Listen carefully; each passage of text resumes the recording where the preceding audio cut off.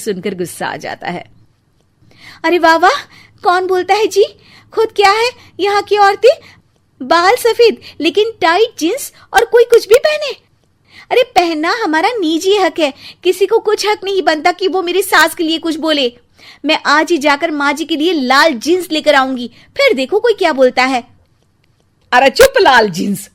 अरे सुन नौकरानी की बच्ची, जाकर बोल दे उन लोगों से कि उन लोगों की तरह मैं उड़ती नहीं फिरती हूं घर बार छोड़कर। अपने बच्चों और नाती पोतों में मन लगाती हूं, ना कि सारा दिन ताश के पत्तों में आंख गड़ाकर 3 पत्ती खेलूं। नौकरानी वहां से चली जाती है।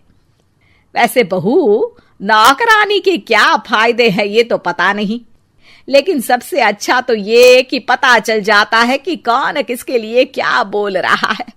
सोसाइटी में तेरा नौकरानी रखने का इरादा बिल्कुल ठीक था। अगले दिन उन लोगों के घर की बेल बजती है। बहू दरवाजा खोलती है कि सामने कुछ औरतें खड़ी होती हैं। अरे बहू, कहाँ है तेरी सास? बुला जरा। अरे बहन जी, आप सारी एक साथ आइए आइए, कैसे आना हुआ? अरे 3 पत्ते खेलने आई हैं, क्यों खेलोगी? क्यों नहीं, वैसे भी बड़े दिन हो गए, एंटरटेनमेंट हुआ नहीं।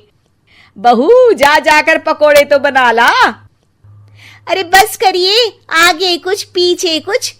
वैसे तो कहती हैं कि परिवार पर ध्यान देती हैं, हमारी तरह 3 पत्तियां नहीं खेलती। हमने कौन सा परिवार छोड़ दिया? सास सक पका जाती है। अब ये किसने कहा? मैं तो कहती हूं कि मैं भी थोड़ा बाहर निकलूं। आपने ही तो कमला नौकरानी से ये सारी बात की थी। सास और बहू को अब सारी कहानी समझ आ जाती है कि सोसाइटी की औरतें क्यों भड़क रही हैं। माफ करिए आंटी, मैं छोटी हूँ, लेकिन फिर भी पहले तो आप लोगों ने माँ की लाल साड़ी का मजाक उड़ाया था ना? हाँ, उड़ाया था, लेकिन उससे पहले तो तुम लोगों ने हमारी जीन्स के बारे में बात की थी।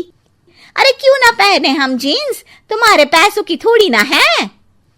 सास और बहू सर पकड़कर बैठ जाती है। देखा बहू, ये खेल कर गई तेरी नौकरानी, यहाँ की बात वहां तो वहां की बात यहाँ।